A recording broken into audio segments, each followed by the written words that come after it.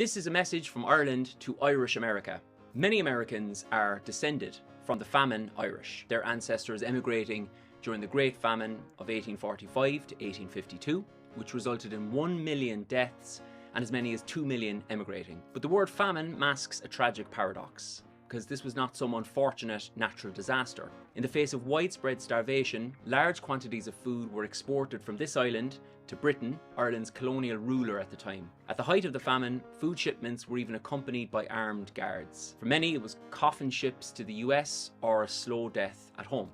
Today, experts and the UN World Food Programme agree that famine is taking hold in Gaza. As with Ireland, this famine is not some natural disaster or some unintended outcome. Israeli officials have made public statements expressing their aim to inflict a total siege to deprive civilians in Gaza of food, water and fuel, statements reflected in Israeli forces' military operations. Human Rights Watch has concluded that the Israeli government is using starvation of civilians as a method of warfare, and this is a categoric war crime. They and other reputable sources say that Israeli forces are deliberately blocking the delivery of water, food and fuel while intentionally impeding humanitarian assistance and depriving the civilians the essentials for survival.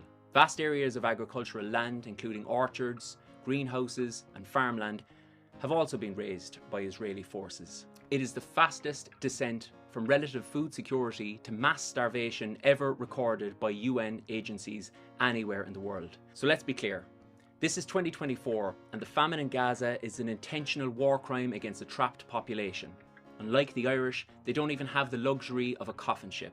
They are trapped behind a sprawling fence and dying of hunger within shouting distance of trucks filled with food. This is happening with American support, American-made weapons, and green-lighted by an Irish-American president who shamefully is a descendant of famine Irish. A lot of us back here think Biden should never be welcomed back to Ireland. His ancestral home in Mayo, ironically, the area of Ireland most devastated by the Great Famine, or the Great Hunger, to give it its more apt title. Time is ticking, especially for the young children of Gaza. Here in Ireland, we are calling on Irish America to step up for our sisters and brothers in Palestine. Make your voice heard. Contact your local state and federal representatives today and demand that the Biden administration support an immediate and permanent ceasefire in Gaza, demand the unrestricted entry of food, medicine and aid for starving and dying people, and demand that the US ends its unconditional support for Israel and supports freedom and justice